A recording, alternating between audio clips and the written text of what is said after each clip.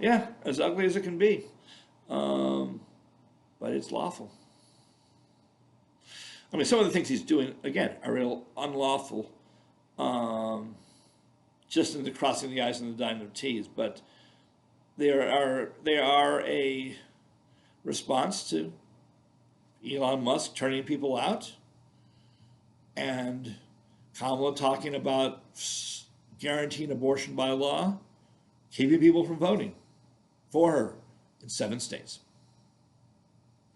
If she'd have won 2 of them, she'd be president. Now, we wouldn't be having this, I wouldn't be making this video, we wouldn't be having this conversation. We'd still have gridlock. We have gridlock now, except, well, not. Yeah, I mean, there's enough members of the Senate to stop the most onerous things, maybe. Maybe not.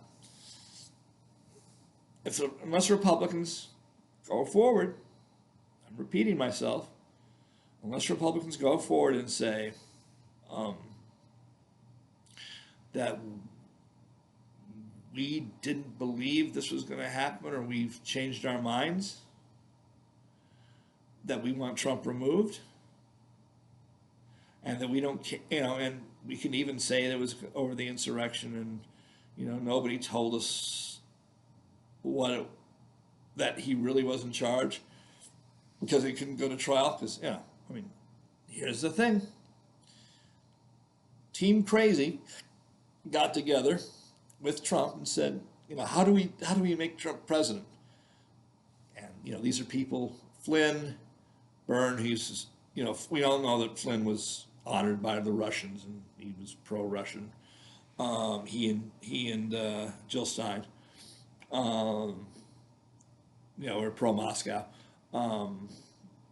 Yeah, Stein's becoming, a rump Marxist, which, there are people in the Marxist, in the Green Movement who are, who think Stalin was a good thing.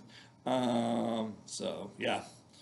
Then there's and then there was Maria Buttina's ex-lover, Flynn, Giuliani, and Trump. Team Crazy. The ones that as general counsel shouted down. And so they had a riot. That day they said, come to Washington, it'll be wild. He invited them.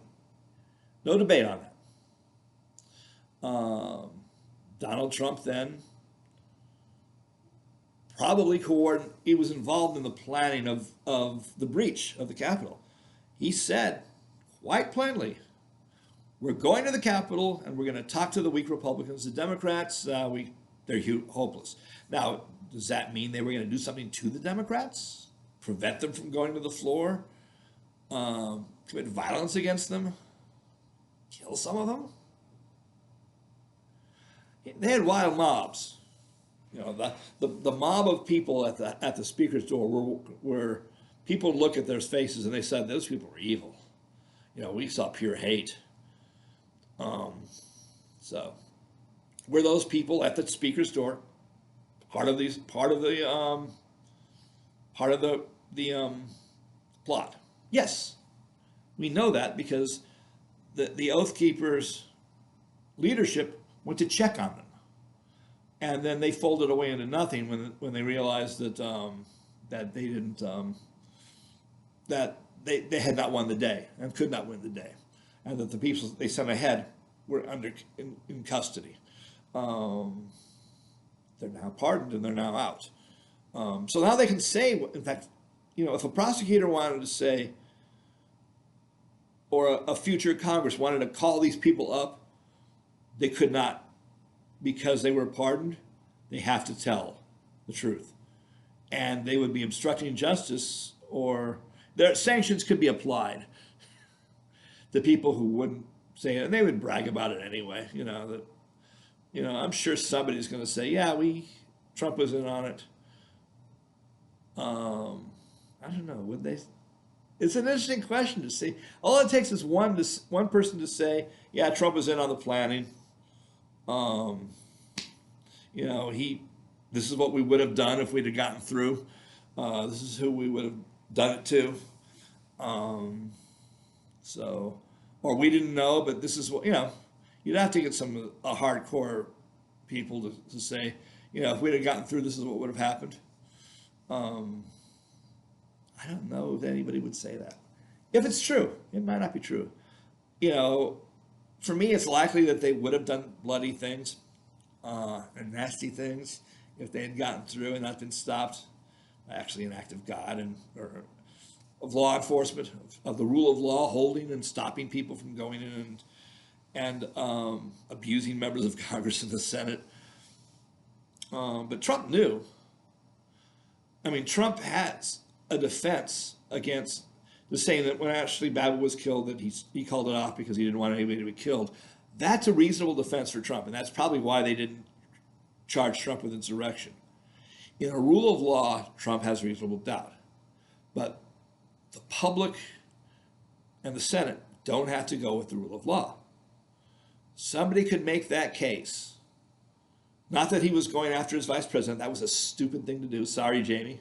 You're my friend, but focusing on you and Jamie Raskin and Liz Cheney and Bernie Thompson hit that kill his own vice president thing, which was another false flag operation. The real flag was to go in and get people.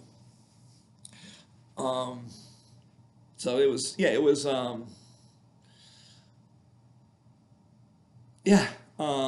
if they had said what actually happened, it was worse than hanging Mike Pence. But they fell for the line. They, just like, the perfect phone call, they fell for the perfect phone call. In the first impeachment, they fell for hanging Mike Pence in the Senate. Both of those things were feints. Both of those things were diversions, and the Democrats went with the diversion. I saw through it. I don't know if any other staff saw through it or not, or if they just, again, they were using it for electoral politics. And in 2028, the electoral politics will finally, it's 4D chess or 5D chess. It's 4D chess because it depends upon things happening later and projecting that they would happen later. It's 4 or 5D chess. So, 28 will be a hell of a year for the Democrats. The Republican Party will probably cease to exist in 28, if not 26. But, the revolution will occur in 28 if it's allowed to, if they let voting happen, which I don't think is a concern. It might be though. But if Republicans in 20 states knew that Trump stopped the attack not because Ashley was killed, but because her squad was arrested and prevented from doing and there's no way they could win. If it was a surrender rather than a second thought, rather than an act of conscience, if it was strategic rather than emotional, that's the thing that is impeachable and removable. It's a high crime. It's a high crime to under any definition of a high crime to start an insurrection and to stop it to stop it only when it wouldn't work. To bumble into it, you can. Trump had plausible deniability, but if he didn't bumble into it, if he knew what was going on, then he should be impeached a third time and removed for insurrection. It couldn't happen because Trump had reasonable doubt. On the criminal side, Mitch McConnell erred in saying that he should be tried and convicted. But the Department of Justice never goes after former presidents. It's like an unwritten rule. We don't have blood politics and blood partisanship, even if things got bloody.